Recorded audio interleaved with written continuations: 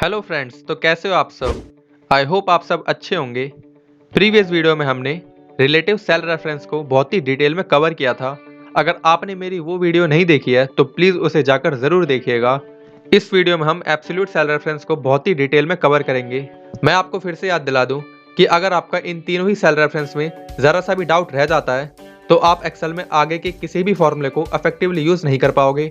आप सिर्फ एक्सेल के वही 2-4 बेसिक फॉर्मूलेस पे ही अटके रह जाओगे। अगर आपको सच में एक्सेल में कुछ सीखना है तो आपको इन तीनों ही सेल रेफरेंस को अच्छे से आना जरूरी है।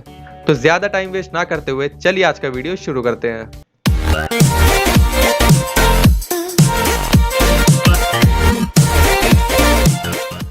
तो चलिए हम सबसे पहले एब्सोल्यूट सेल रेफरेंस के मीनिंग को समझ लेते हैं। इसका मतलब ये है when we copy the formula from one cell to another it does not change और यू कैन से कांस्टेंट। इसका मतलब ये है कि अगर हम एक फॉर्मूला को एक सेल से दूसरे सेल में कॉपी करेंगे तो उसके अंदर जो हमने सेल रेफरेंस यूज किया होगा वो बिल्कुल भी चेंज नहीं होगा।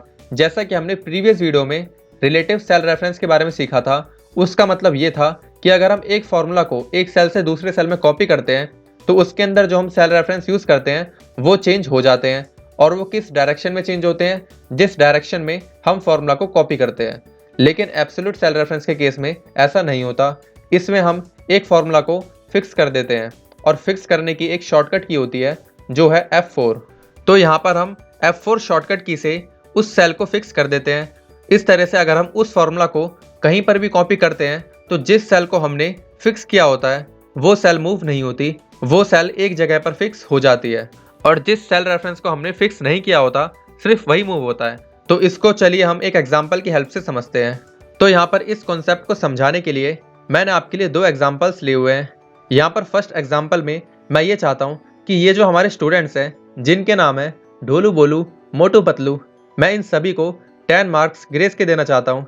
तो चलिए हम इन्हीं के साथ आज एब्सोल्यूट रेफरेंस के कॉन्सेप्ट को समझने की कोशिश करते हैं। तो चलिए हम इस क्वेश्चन को सॉल्व करने की कोशिश करते हैं।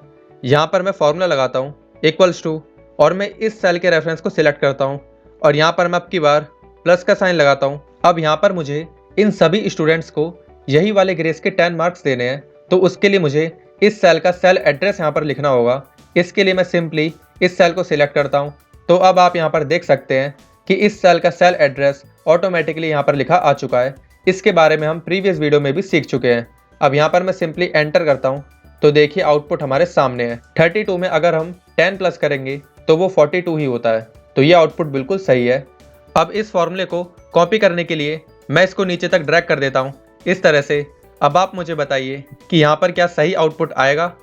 अगर आपका जवाब हाँ है तो आप बिल्कुल गलत है, यहाँ पर सही आउटपुट नहीं आएगा। चलिए इसको हम चेक करते हैं। ये देखिए यहाँ पर इस तरह का आउटपुट आया है। क्या ये आउटपुट सही है? बिल्कुल भी नहीं।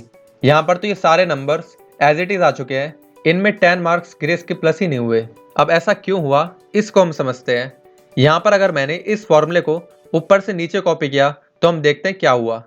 ये देखिए इसने बिल्कुल सही काम किया है। हमने जैसा फॉर्मूला अप्लाई किया था इसने बिल्कुल वैसा ही काम किया है, लेकिन हमको जैसा आउटपुट चाहिए था वैसा हमें नहीं मिला।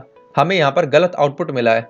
हमने इस फॉर्मूले को ऊपर से नीचे कॉपी किया तो आप यहाँ पर देख सकते हैं कि हमने यहाँ पर ये वाला सेल सिलेक्ट किया था, लेकिन जैसे ही हमने इस फॉर्मूले को नीचे कॉपी किया तो यहाँ पर जो हमने ये वाला सेल सिलेक्ट किया था ये भी सेल नीचे की तरफ शिफ्ट हो चुका है। तो इस तरह से जैसा हमने फॉर्मूला अप्लाई किया था ये तो बिल्कुल सही काम किया है, लेकिन हमें ऐसा आउटपुट नहीं चाहिए। हम ये चाहते हैं कि हम इस फॉर्मूले को नीचे तक ड्रैग करें लेकिन ये वाला सेल फिक्स रहे। तो चलिए हम इसको सीखते हैं। अब इस कंडीशन को फुलफिल करने के लिए मुझे इस फॉर्मूला में एक छोटा सा चेंज करना होगा। तो मैं इसके ऊपर डबल क्लिक करता हूँ। अब यहाँ पर हमें ये जो कॉलम का एड्रेस है और ये रो का एड्रेस है, इन दोनों के बीच में हमको कर्सर रखना है और यहाँ पर हमको सिंपली F4 की प्रेस करनी है इस तरह से। और आप देख सकते हैं यहाँ पे क्या हुआ। अब आप यहाँ पर देख सकते हैं कि इन दोनों के साथ ये डॉलर साइन लग चुका है। इसका मतलब ये है कि ये सेल फिक्स हो चुकी है। आप चाहें तो इस डॉलर साइन को Shift+4 की प्रेस करके भी कर सकते हैं, लेकिन मैं आपको F4 की प्रेस करना ही रिकमेंड करूंगा। अब यहाँ पर मैं सिंपली एंटर प्रेस करता हूँ और मैं इस फॉर्मूला को नीचे तक कॉपी करता हूँ और देखते हैं क्या होता है। अब आप यहाँ पर देख सकते हैं कि इन सभी में 10+ हो चुका है। अब इस फॉर्मूला को एक बार हम चेक कर लेते हैं कि इसके अंदर हुआ क्या। इस पे हम डबल क्लिक करते हैं और आप देख सकते हैं कि ये वाली जो सेल थी वो फिक्स नहीं थी, तो इसलिए जैसे ही हमने इस फॉर्मूला को ऊपर से नीचे की तरफ कॉपी किया तो ये सेल ऊपर से नीचे की तरफ शिफ्ट हो चुकी है। लेकिन यहाँ पर हमने इस सेल को फिक्स कर दिया था डॉलर साइन अप्लाई करके। तो जैसे ही मैंने इस फॉर्मूला को ऊपर से नीचे की तरफ कॉपी किया तो यहाँ पर D3 सेल का D3 सेल ही रहा, ये चेंज नहीं हुआ। और जिस सेल को हमने फिक्स नहीं किया था सिर्फ वो ही चेंज हुआ है। तो इस तरीके से फिक्स रेफरेंस काम करता है। इसको हम चलिए दूसरे एग्जाम्पल से भी समझते हैं। अब यहाँ पे सेकंड एग्जाम्पल में मैं इन सभी स्टूडेंट्स का परसेंटेज निकालना चाहता हूँ। तो इसके लिए मैं यहाँ पे फॉर्मूला लगाता हूँ इक्वल्स टू, परसेंटेज निकालना तो आपको आता ही होगा दोस्तों, obtained marks divide by maximum marks into 100। यहाँ पर ढोलू के मार्क्स 300 हैं, तो मैं इस सेल को सिलेक्ट करता हूँ इस तरह से।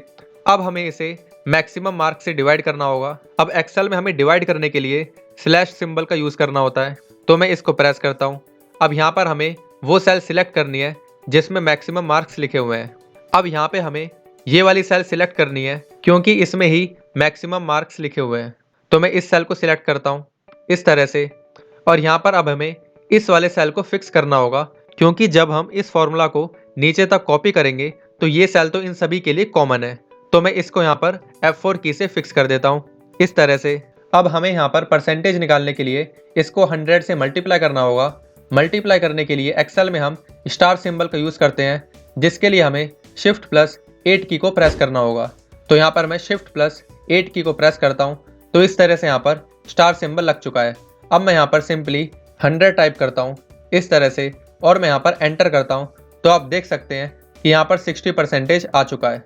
अब अगर मैं इसी फॉर्मूला को नीचे तक कॉपी करता हूँ तो देखते हैं क्या होता है। अब यहाँ पर ये सारे ही आंसर बिल्कुल सही आए हैं क्योंकि हमने इस फॉर्मूला को बिल्कुल सही तरीके से अप्लाई किया है। यहाँ पे अगर आप इस पर डबल क्लिक करके चेक करते हैं तो आप देख सकते हैं कि ये वाला सेल जो था वो फिक्स नहीं था, तो जैसे ही हमने इस फॉर्मूला को नीचे तक कॉपी किया तो ये भी नीचे की तरफ शिफ्ट हो चुका है। तो यहाँ पर जो G3 था वो G3 का G4 हो चुका है, जबकि हमने यहाँ पर इस वाले सेल को फिक्स किया था, इसलिए जैसे ही हमने इस फॉर्मूला को नीचे की तरफ कॉपी किया तो ये वाला सेल तो चेंज हो गया लेकिन ये वाला सेल चेंज नहीं हुआ। और इस तरीके से ये फॉर्मूला वर्क किया। आई होप आपको एब्सोल्यूट रेफरेंस का कॉन्सेप्ट समझ आया होगा।